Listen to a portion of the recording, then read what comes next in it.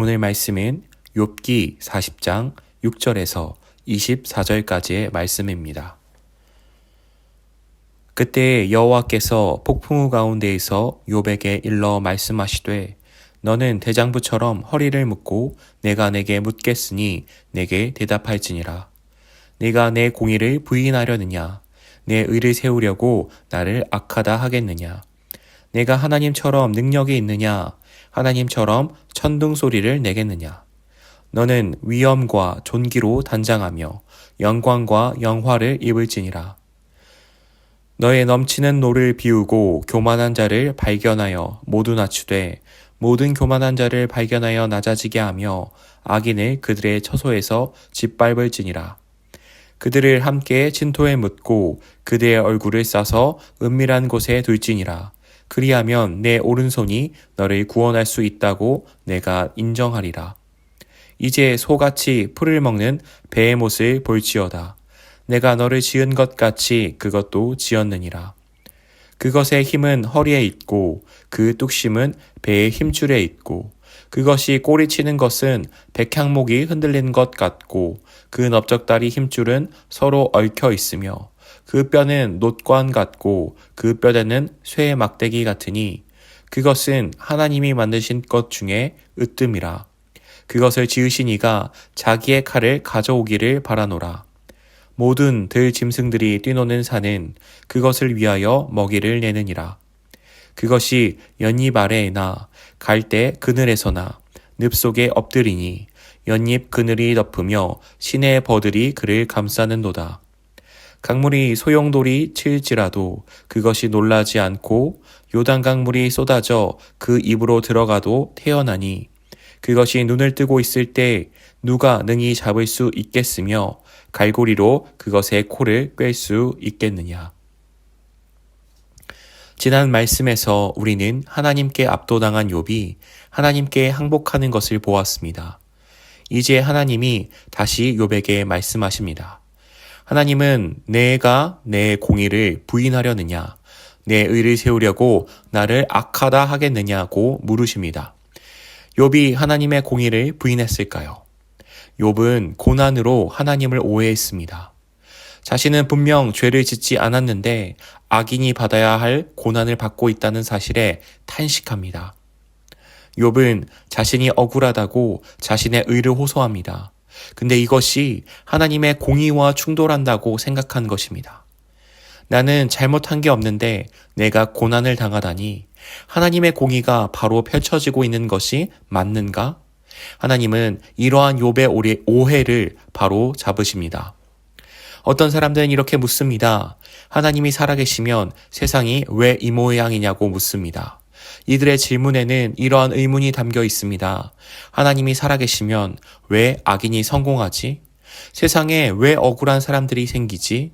착한 사람들이 왜 어려움을 당하지? 나의 생각으로 이해할 수 없기에 하나님의 살아계심을 부정하는 것입니다. 그러나 우리는 기억해야 합니다. 내 생각으로, 내 경험으로 하나님을 가둘 수 없다. 우리가 감히 다 알 수 없는 신비가 있다. 인간이 하나님을 다 알 수 없다는 사실을 겸손히 인정해야만 합니다. 어거스틴은 이러한 말을 했습니다. 논쟁할 사람은 논쟁하라. 나는 하나님을 놀라워하리라. 교부였으며 뛰어난 신학자였던 어거스틴은 알았습니다. 우리가 스스로 지혜롭게 여길지라도 하나님은 우리를 초월하고 계신 크고 놀라우신 하나님이시라는 사실을 말입니다. 의로운 내가 고난을 당한다면 과연 하나님은 공의로우실까라는 욥의 제한된 생각과 오해를 하나님은 바로잡으십니다. 어떻게 바로잡으실까요? 하나님의 크심을 보여주심으로 바로잡으십니다. 하나님의 크심을 드러내셔서 욥의 제한된 생각과 오해를 풀어가십니다. 하나님은 하나님의 공의가 분명하게 실현되고 있음을 말씀하십니다. 하나님은 교만한 자를 발견하여 모두 낮추실 것입니다. 악인을 심판하실 것입니다. 욥이 하지 못하는 그것을 하나님께서는 하실 것입니다. 당장 우리의 눈앞에는 교만한 자가 높아 보이고 악인이 승리하는 것처럼 보일지라도 하나님은 하나님의 때에 하나님의 방법으로 하나님의 공의를 실현하십니다. 하나님의 뜻은 상황에 의해 가로막힌 것이 아니라 계속되고 있음을, 멈추지 않고 있음을 우리는 분명하게 기억해야만 합니다. 이어서 하나님은 한 짐승에 대해 말씀하십니다. 개역 한글 성경에는 하마로 번역되어 있는 짐승입니다. 이 짐승에 대해서 사람들은 궁금해했습니다. 그래서 다양한 의견들이 있었습니다. 어떤 이들은 개역 한글 성경처럼 하마라고 생각했고, 어떤 이들은 코끼리, 어떤 이들은 이미 멸종해버린 짐승이라고 주장했습니다. 하지만 어떤 짐승인지 분명히 알 수 없기 때문에 개역 개정은 성경 원어를 그대로 해서 베헤못이라 번역했습니다. 사실 이 짐승이 어떤 동물인지 아는 것은 핵심이 아닙니다. 핵심은 이 짐승이 인간이 통제하고 길들일 수 없는 강력한 무엇이라는 사실입니다. 어쩌면 베헤못은 대자연의 힘을 투사한 것일지도 모릅니다. 자연재해를 주제로 한 영화를 보면 인류의 문명이 발달하여서 모든 것을 할 수 있는 것처럼 보이지만 대자연의 힘 앞에 굴복할 수밖에 없는 인간의 연약함을 마주합니다. 대자연의 힘 앞에, 고난의 문제 앞에 우리는 한없이 연약할 수밖에 없는 존재들입니다. 하나님은 이 베헤못에 대해 왜 말씀하셨을까요? 인간에게는, 우리에게는 한없이 크고 엄청난 베헤못이 하나님께는 아무것도 아니기 때문입니다.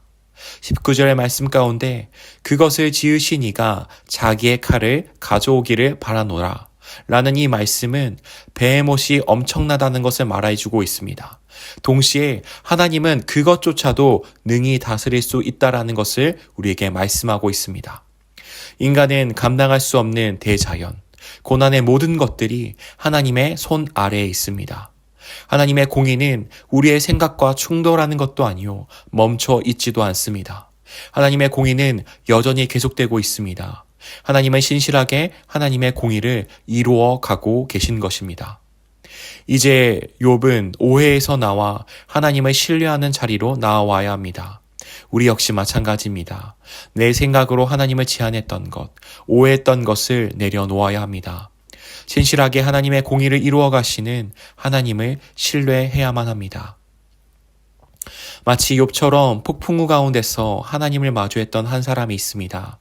그는 본래 법조인을 꿈꾸었던 사람이었으나 폭풍우를 만나서 두려워하던 중에 사제로서 살아가기를 하나님께 약속합니다. 그 사람의 이름은 바로 종교개혁가 마틴 루터입니다. 폭풍우를 만나 하나님께 서원했던 그를 하나님은 하나님의 뜻대로 이끌어 가셨습니다. 그를 통하여서 타락했던 로마 교회를 개혁하기 시작하십니다. 우리는 하나님의 뜻을 다 헤아릴 수 없습니다. 그러나 분명한 것은 하나님께서 신실하게 그분의 공의와 그분의 뜻을 이루어 간다는 사실입니다. 하나님을 신뢰하기를, 하나님을 향한 믿음이 더 깊어지기를, 그런 우리가 되어지기를 진심으로 소망합니다. 기도하겠습니다.